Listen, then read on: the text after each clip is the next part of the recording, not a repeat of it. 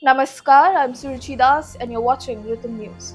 The Congress government in Karnataka has long been perceived as having an anti-Hindu and anti-Hindi agenda, and its recent actions seem to confirm this statement. The state government has often displayed indifference or a critical attitude towards Hindu religious symbols, festivals, and cultural practices.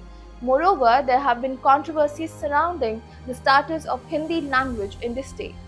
Some believe that the government has attempted to limit the spread of Hindi despite Kannada being the primary language of Karnataka.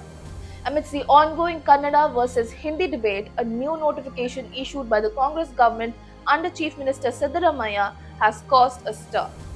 The latest controversy involves the mandatory imposition of the Urdu language for Anganwadi teachers.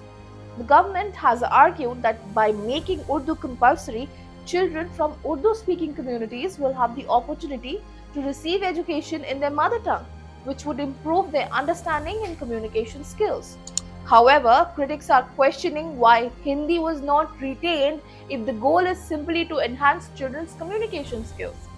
The mandatory inclusion of Urdu appears to be an attempt to appease certain sections of the society with concerns that this policy will disproportionately benefit the Muslim community, as only those proficient in Urdu would have better job prospects in these roles.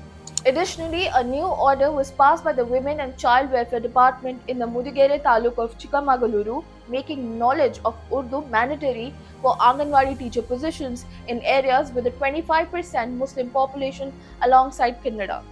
Notably, the Congress-led Karnataka government had been planning to introduce Urdu in Anganwadi centers since 2017.